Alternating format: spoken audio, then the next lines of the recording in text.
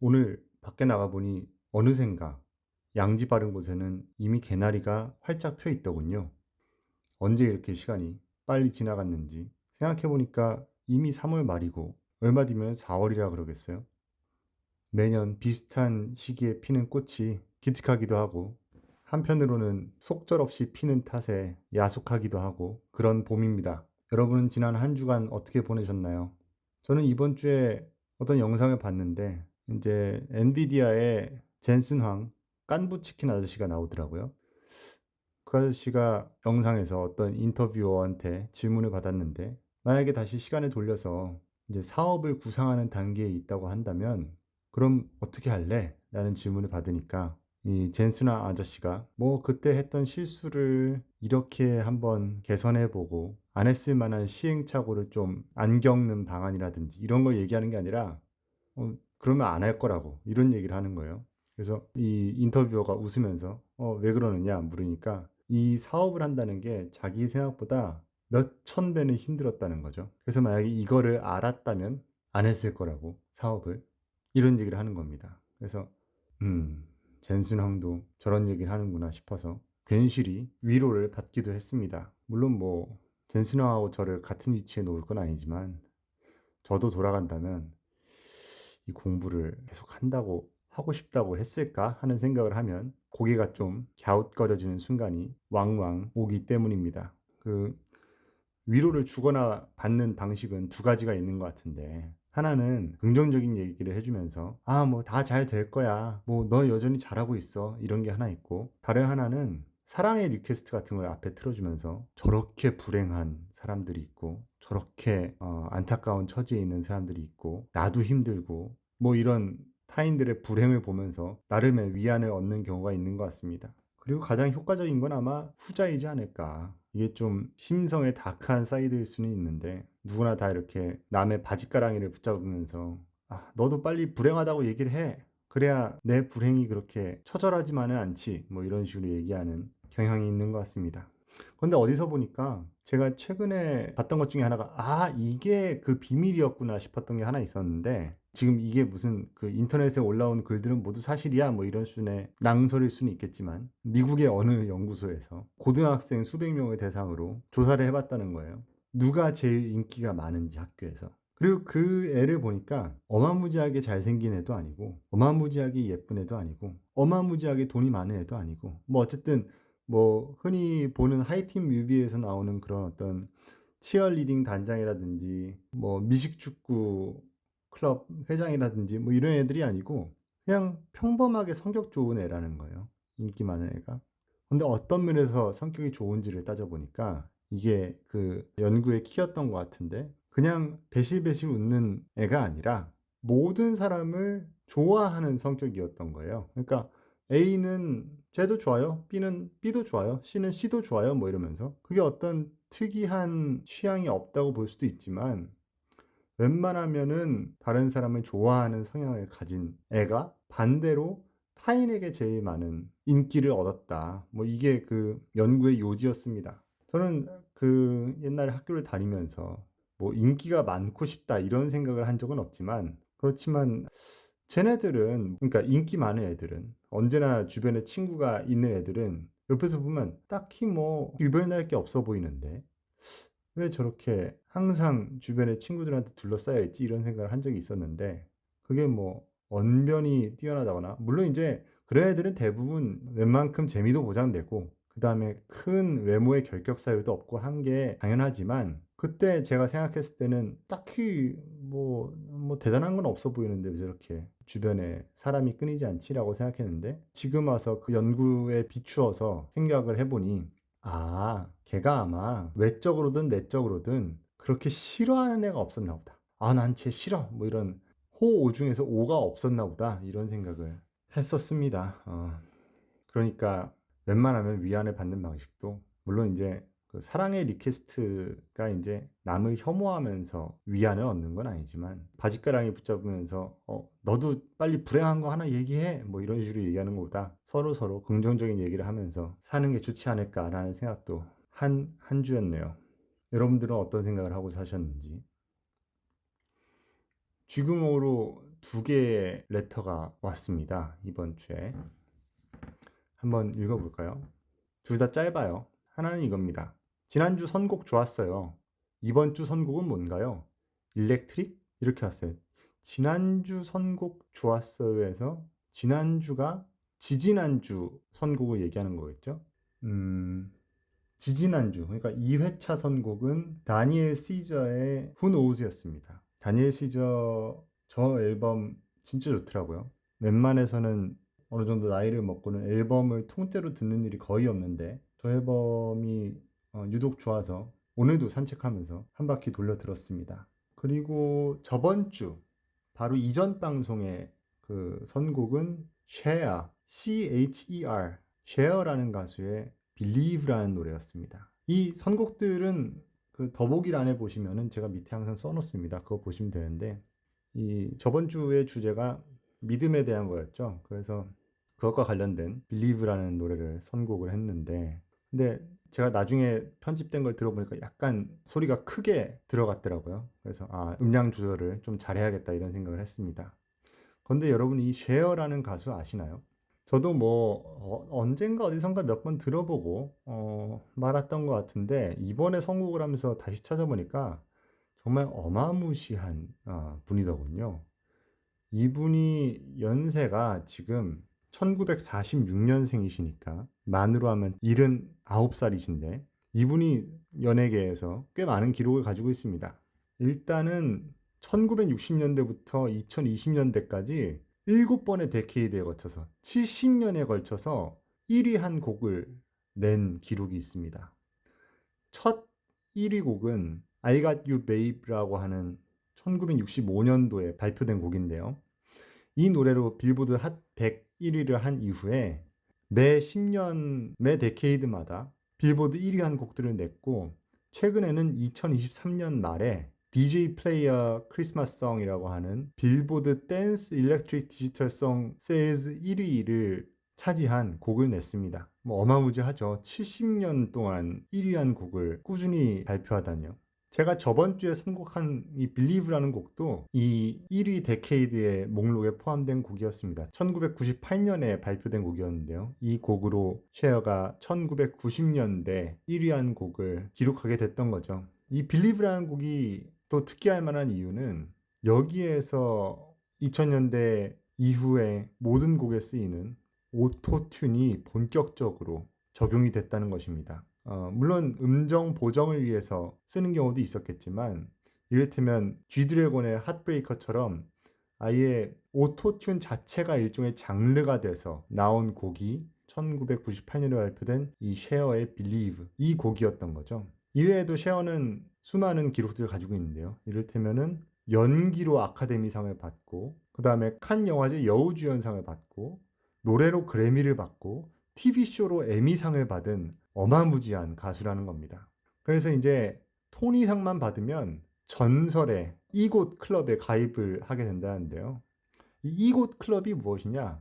에미, 그래미, 오스카, 토니 이렇게 해서 EGOT를 따서 그 4개의 상을 석권한 사람들이 모인 이를테면 메이저리그에 뭐 홈런 20개, 도루 20개 하면 2020 클럽이라고 얘기하는 것처럼 이런 명칭을 부여받게 되는 겁니다. 그래서 아니 이런 거를 해낸 사람들이 세상에 있긴 해 이전까지라고 보니까 이미 22명이 있대요. 뭐 보면은 엘튼 존 레전드, 우피 골드버그, 오드리 헵번, 스티븐 스필버그 뭐 이런 사람들이 있는데 근데 이 사람들이 보면은 뭐 엘튼 존이 연기를 해서 받았거나 뭐 이런 건 아니고 아마 뭐 영화제에서 BGM으로 상을 받거나 뭐 이런 것 같은데 스필버그가 연기를 하진 않았죠. 그냥 영화제에서 감독상을 받거나 뭐 이랬을 텐데 이 쉐어는 진짜입니다. 연기를 해서 영화제상을 받고 노래를 해서 음악상을 받고 뭐 TV쇼로 해서 에미상을 받고 뭐 이런 찐 중에 찐이라는 거죠. 그리고 뭐 우리나라 사람들한테 특히나 최근에 익숙한 건 그 유명한 인터뷰가 익숙합니다. 그 에스파라는 그룹이 있죠, 우리나라에. 이 에스파의 최근 신보 중에 리치맨이라고 하는 노래가 있는데 거기 보면은 맨 처음에 지젤이 전화기 이렇게 드는 신용을 하면서 I'm a rich man 뭐 이러면서 노래가 시작이 되는데 이 I'm a rich man이라고 하는 이 대사 있죠, 이 대사. My mom said to me, find someone who can give you everything. And I said, Mom, I already have everything. I am a rich man. Mom, I'm a rich man. 이 대사가 요번에 이 노래를 위해서 창작된 게 아니라 이 셰어라고 하는 가수가 1995년에 나왔던 TV쇼에서 실제로 이런 발언을 했던 겁니다. 한번 들어보실까요? My mother's waiting for me to grow old and settle down, Yeah. marry a rich man. I thought in your case it'd be the other way around. You know, No. lots of poor guys want to marry you. No, my mother said, Cheryl, when you get older, I wish you'd hurry to get older so that you would settle down and marry a rich man. And I said, Mom, I am a rich man. You know, it's like I don't have to marry one. 이 들어보면은 셰어 엄마가 이제 너도 이제 돈 많은 남자랑 결혼해서 잘 정착해서 살아 이러니까 셰어가 이랬다고 하죠. 엄마, 내가 부자예요. 이렇게요. 뭐 연예계 생활을 반세기 넘게 해왔으니 뭐 돈이 많은 건 당연하겠죠. 그리고 한편으로는 이 남성들을 휘어잡는 매력도 대단했습니다. 대단했고 여전히 대단하고 있어요. 어떤 얘기냐면은 맨 처음에 1965년에 빌보드 1위를 했다는 곡 I Got You Babe라고 하는 노래를 소니 보노라고 하는 남자랑 불렀던 건데 이 소니 보노가 이 셰어의 첫 남편이었어요. 그런데 아마 어린 나이부터 만나서 어떤 일종의 가스라이팅을 당했던 것 같고 그러다가 1975년에 이혼을 했습니다. 그 다음부터는 수많은 연문을 뿌리고 다니면서 인생을 즐겼는데요. 이 소니 보노와 이혼한 뒤에는 3일 만에 그렉 올맨이라고 하는 락스타와 결혼을 하기도 했습니다. 그랬다가 9일 만에 이혼을 하고요. 심지어 1980년대 중반에는 톰 크루즈랑 사귄 적도 있고요. 그 다음에 수많은 락스타들과 사귀고 뭐 어마무지한 전력을 가지고 있는 분이죠. 그리고 2022년부터는 40살 연하인 음악 제작자 알렉산더 에드워즈와 공개 열애 중이라고 합니다. 그러면서 했던 얘기가 Love doesn't know math. 사랑은 수학을 모른다. 뭐 이런 글을 트윗에 날렸다고도 하시네요. 뭐 어쨌든 이렇게 대단하신 분인데 1998년에 나왔던 그 Believe라는 노래의 가사는 사랑이 끝난 뒤에도 삶이 계속된다는 걸 믿나요? 이런 내용이었습니다. 이분한텐 사랑이 어떤 의미일지 좀 개인적으로 어디 카페 같은 데 만나서 좀 이야기를 해보고 싶네요. 우연히 또 이 주제와 관련된 두 번째 레터도 왔어요. 두 번째 쥐구멍 레터는 이렇습니다. 모르모트님, 연애사 듣고 싶음. 로망스 토크 요청. 연애사라. 연애사가 뭐죠? 연애사 약간 뭐 복상사 뭐 이런 거랑 비슷한 건가요? 로망스 토크라. 뭐 이 연애사야 제 3년 4개월의 이 생애에서 온갖 잡다한 일이 일어났지만 이거를 이 우주 만세에 길이 남는 유튜브에 퍼뜨리긴 좀 곤란하고 여러분께서 만약에 이 유럽 어딘가에 있는 쥐구멍에 찾아오신다면 그때는 뭐 아프리카 따쥐랑 만난 썰, 실험실 휜지와의 러브스토리, 박쥐 언니와의 짧은 만남, 두더지와의 반지하 데이트 뭐 이런 수많은 썰들을 풀어드릴 수 있겠지만 궁금하시면 찾아와서 들으시고요. 제가 그래서 이 주제를 가지고 어떤 얘기를 할까 하다가 제가 영향을 받은 제 어떤 연애에 대해서 영향을 받았던 책들을 한번 소개할까 이런 생각을 했었습니다. 그래서 책들 리스트를 쫙 뽑다가 뭐 책 리스트를 꼽으려면 한도 끝도 없을 것 같아서 이 중에서 가장 임팩트 있게 나한테 영향을 미친 게 뭐가 있을까 라고 생각을 하니 한 십몇 년 전에 읽었던 책이 생각나더라고요. 그러니까 쥐의 시간으로 하면 십몇 개월 전이죠. 그때 어렸을 때 어느 카페에서 이 책을 이렇게 읽고 있었는데 이 책을 읽으면서 그때 당시에 어떤 술자리에 이 책의 등장인물들과 같이 있는 느낌을 받았던 적이 있었던 것 같아요. 이 책이 뭐냐면은 플라톤의 향연이라는 책입니다. 플라톤 향연 뭐 유명하죠. 현대 심포지움이라는 얘기가 바로 이 고대 그리스의 향연이라는 데서 나왔고요. 당시 이 문화와 관련된 책들을 보면은 뭐 이 향연이라고 하는 게 거의 뭐 하루 종일 뭐 밤새 카페트, 소파 이런 데 거의 뭐 엎드리고 누워서 물에 희석시킨 포도주를 하루 종일 마시면서 이런저런 얘기를 하는 건데요.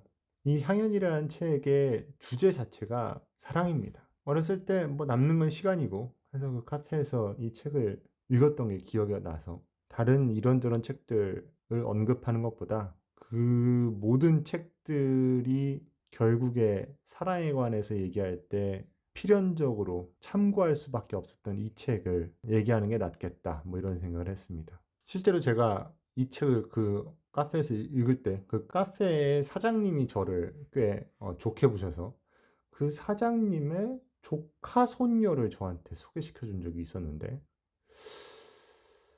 그분은 뭘 하고 사시는지 뭐 갑자기 뭐 이 얘기는 일단 제쳐놓고 이 플라톤의 향연은 뭐 워낙에 유명하기도 하고요. 그다음에 여기에서 나오는 수많은 사랑 얘기들 중에서 다 읽지는 못하고 가장 유명한 부분, 그러니까 사랑이라고 하는 게 그 어떻게 탄생하게 되었는지, 이 에로스라고 하는 게 이 과거 고대 그리스에서는 이런 어떤 감정들이나 자연 사태 같은 것들을 모두 다 신에 빗대어서 얘기를 했으니까요. 이 사랑도 결국엔 에로스라는 신인데 이 에로스라는 신이 도대체 어디서 나왔는가에 대해서 이야기하는 대목을 한번 읽어볼까 합니다.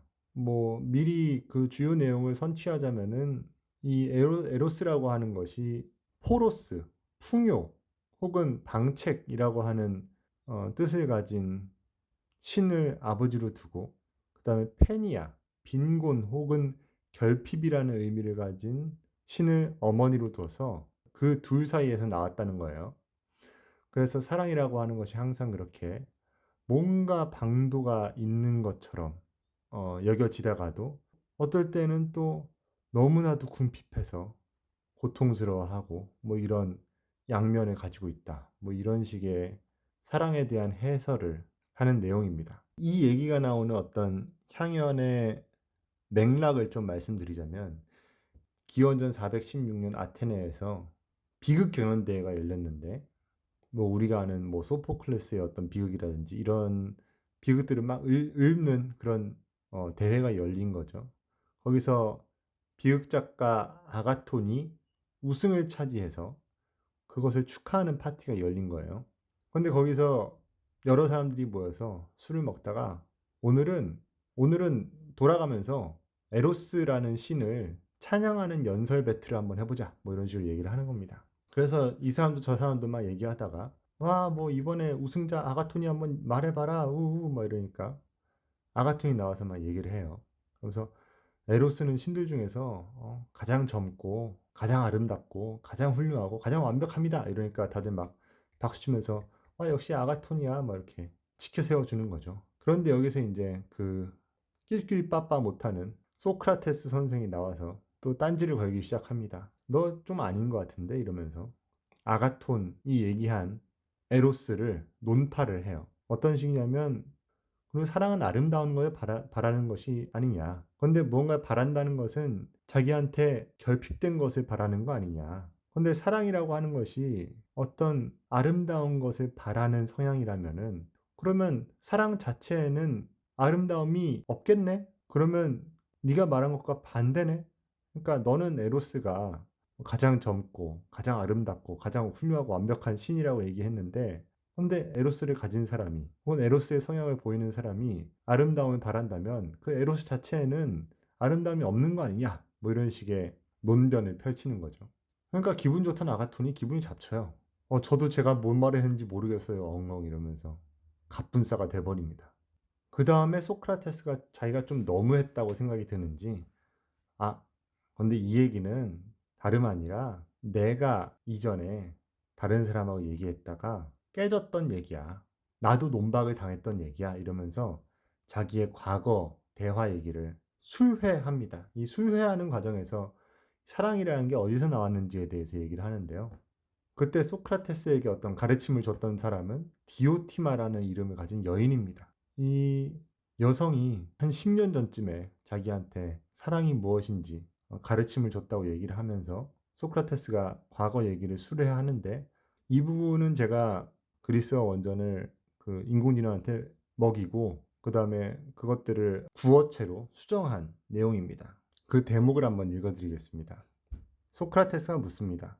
그렇다면 에로스의 아버지와 어머니는 누구입니까?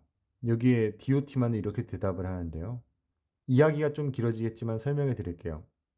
미의 여신 아프로디테가 태어난 날 신들이 축하잔치를 열었어요. 그곳에는 지혜의 신인 메티스의 아들인 풍요 혹은 방도의 신인 포로스도 있었죠. 식사가 끝날 무렵 잔치 음식을 동량하려고 결핍의 신인 페니아가 와서 문가에 서 있었어요. 이때 풍요의 신 포로스는 넥타르에 잔뜩 취해 제우스의 정원으로 들어가 무거운 몸을 뉘고 잠이 들었어요.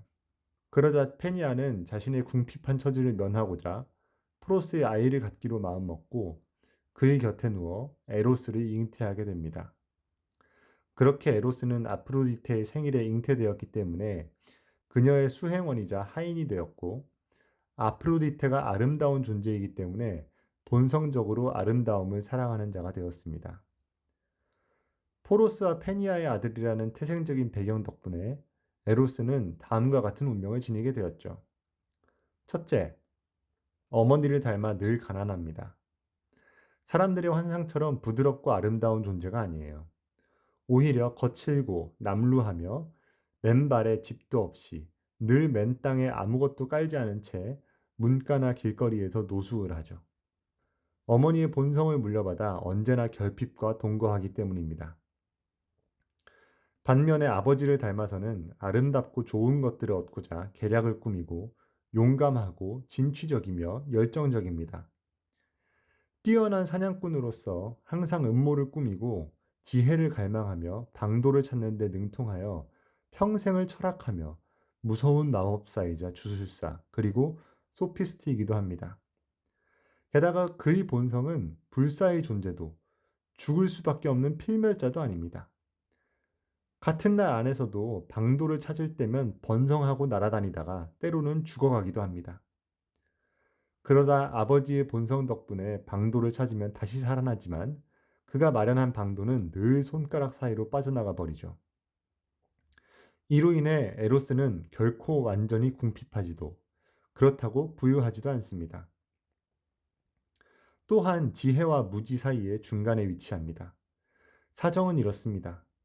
신들 중 아무도 철학을, 지혜를 사랑하지 않으며 지혜로워지기를 열망하지 않아요. 이미 지혜롭기 때문이죠. 마찬가지로 이미 지혜로운 자는 철학을 하지 않습니다. 그렇다고 무지한 자들 역시 철학을 하지 않으며 지혜로워지기를 열망하지 않아요. 아름답지도 훌륭하지도 지혜롭지도 않으면서 스스로 충분하다고 여기는 것. 바로 그것이 무지의 가장 무서운 점이기 때문입니다. 자신에게 결핍이 있다고 느끼지 않는 자는 자신에게 필요하지 않다고 여기는 것을 열망하지 않는 법이니까요. 어떠신가요? 저는 어렸을 때 이 대화를 보고 이보다 더 완벽한 어떤 사랑에 대한 설명이 있을까라는 생각도 했습니다. 이 사랑이라고 하는 것이 어떤 옥시토신의 수치가 어떻고 어떤 호르몬이 얼마나 지속이 돼서 사랑이라고 하는 것은 3개월 뒤면 의리로 사는 것이네 이런 식의 과학적인 설명들도 가능하겠지만 그렇지만 때로는 어떤 그 시 한 구절이 감정을 대변해 주기도 하고요. 혹은 비유 하나가 어떤 풀리지 않던 것에 대한 이해를 가능하게 만들어 주기도 하는 것처럼 여기에 나와 있는 비유가 어떤 사랑에 대한 명언보다도 명쾌하게 느껴졌던 것입니다. 이 풍요 혹은 방도의 신인 포로스, 이 포로스는 그리스어로 하면 사실은 그냥 길인데요, 길. 이 뭔가 정해져 있고 뭔가 나아갈 길이 있어 보이고 설명 가능해 보이고 이런 거죠. 영어에서도 way라고 하는 게 방식이라고 하는 뜻으로 쓰이기도 하고요. 그러니까 어떤 방식이나 방도가 다 있어 보이는데 그리고 또 이 포로스는 지혜, 메티스의 아들이라고 나오죠, 설정상. 이렇게 하면 될 것 같고 저렇게 하면 될 것 같고 이런 다들 계산이 있는데 마이크 타이슨이 말한 것처럼 누구나 다 자기한테 한 대 맞기 전까지는 다들 전략이 있다며 그러나 자기한테 한 대 맞은 이후에는 전략이고 다 소용없다고 얘기한 것처럼 이 사랑을 할 때에는 뭔가 방도가 있어 보이지만 막상 그 사랑을 시작하게 되는 그 순간, 그 에로스가 자리 잡는 그 순간에는 이 결핍이 맞물리면서 모든 것이 다 대책 없는 상태로 빠져버리게 되는 것입니다. 여기에 그래서 이렇게 나오는 것 같아요. 포로스는 넥타르에 잔뜩 취해 제우스의 정원으로 들어가 무거운 몸을 뉘고 잠이 들었는데 페니아가 자신의 궁핍한 처지를 면하고자 포로스의 아이를 갖기로 마음먹고 그의 곁에 누워 에로스를 잉태하게 된다. 여기서는 뭔가 페니아가 이 심신미약 상태인 포로스를 어떻게 해서 에로스가 잉태된 걸로 나오지만 사실은 이 얘기는 어떤 방도가 있는 사람도 사랑에 빠지게 될 때는 마치 술에 취한 것처럼 정신이 없는 상태에서 그 사랑하는 상태에 들어가게 된다. 뭐 이런 얘기를 비유적으로 얘기한 것 같아요. 그리고 이 방도 있는 사람도 어떤 사랑하는 상태에 들어갈 때는 항상 무언가 갈구하는 상태가 된다는 것을 페니아가 그렇게 술에 취했을 때 갑작스럽게 들이닥친다는 식으로 표현을 한 것 같습니다. 참 뛰어난 비유죠. 어머니를 닮아서 늘 가난한데 근데 아버지를 닮아서 항상 뭔가 방도를 찾고 좋은 것들을 얻고자 노력을 하고 결핍해서 죽지도 않고 방도를 찾아서 영생을 누리지도 않고 궁핍하지도 않고 부유하지도 않고 그런데 이 궁핍하지도 않고 부유하지도 않은 이 상태에 있기 때문에 비로소 사랑을 원한다. 뭐 이런 식의 얘기가 되는 겁니다. 끝부분에 얘기가 나온 것처럼 이 철학하는 거하고 비슷하게 완전히 지혜로운 사람은 철학할 필요 없어. 완전히 지혜로운데 왜 철학을 해? 그리고 엄청 무지한 사람도 철학할 필요 없어. 걔네들은 자기가 멍청한 것도 모르니까. 그런데 자기가 어느 정도로 부족하고 어느 정도로 아는지 그 사이에 있는 사람들, 그 사람들이 철학을 하는 것처럼 사랑하는 사람들도 막 대단하게 막 사랑이 최고야. 사랑은 절대적인 가치를 가지고 있어. 이래서 사랑을 하는 게 아니라 나는 사랑하는 사람이기 때문에 이런 식으로 궁핍하기도 하고 저런 식으로 방도로 채워나가는 그 어중간한 상태에 있어. 그렇기 때문에 계속 그 사랑을 갈망하는 거야. 이런 식으로 설명을 하는 거죠. 제 연애사라고 하는 것도 아마 그 포로스와 결핍, 페니아 사이에 어딘가를 계속 왔다 갔다 하면서 이루어져 왔던 것 같습니다. 뭐 누군들 안 그렇겠습니까마는.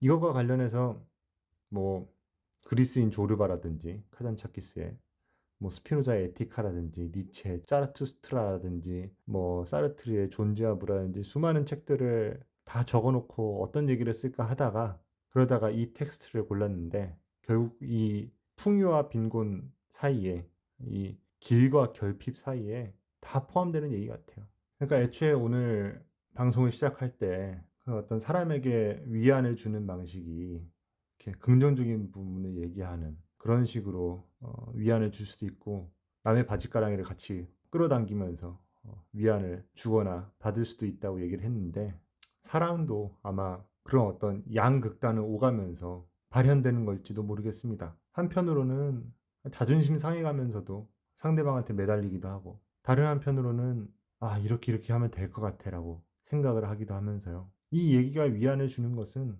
어떤 사랑을 하거나 사랑을 끝내거나 사랑을 시작하거나 할 때 자기에게 보이는 어떤 그 못난 모습들 집착하거나 사랑을 갈구하거나 아니면 반대로 괜히 이렇게 아무것도 아니라고 좀 의연한 척 하거나 아니면 뭔가 답이 있는 것처럼 굴거나 이런 모습들이 다 불완전한 모습이지만 그래도 그 모든 것들이 이 사랑이 태어나게 하는데 일조하는 구성 요소라고 하는 것을 이 향연의 얘기에 빗대어서 생각해보면 나름의 위로가 되는 것 같기도 합니다. 여러분은 어떤 사랑을 하셨나요?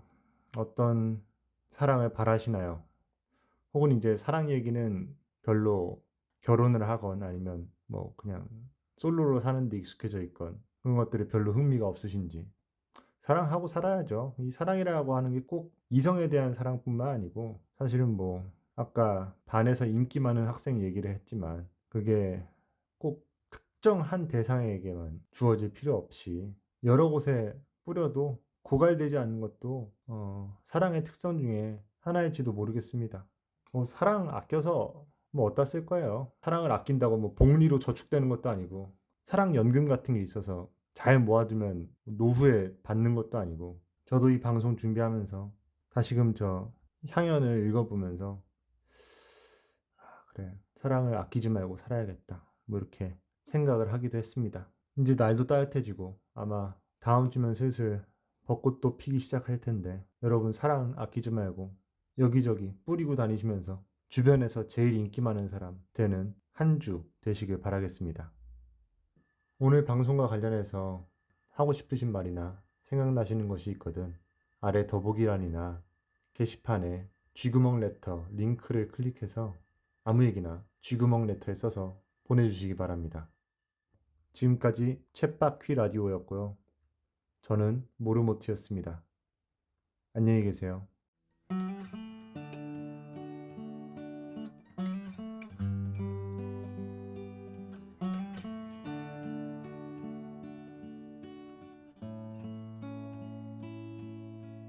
이 말을 꼭 하고 싶었어요.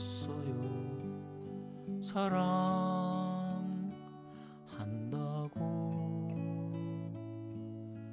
당신이 잠든 밤에 혼자서 기도했어요.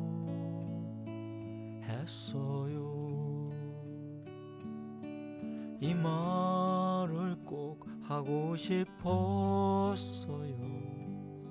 행복했다고.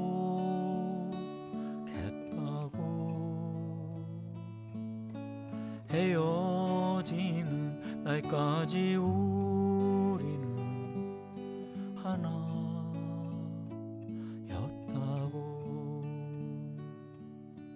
이제는 지나버린 시간이지만 가슴에 별빛처럼 남아있겠지.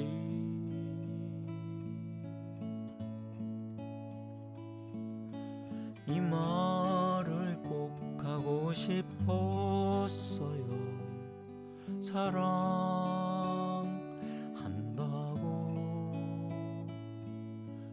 당신이 잠든 밤에 혼자서 기도했어요.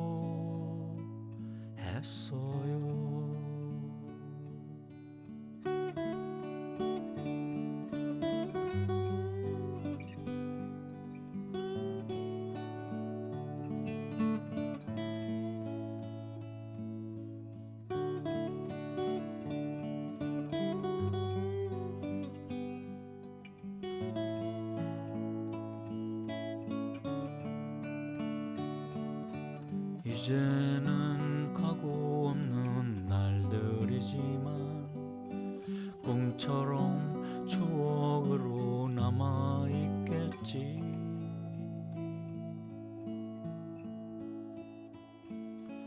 이 말을 꼭 하고 싶었어요. 사랑한다고.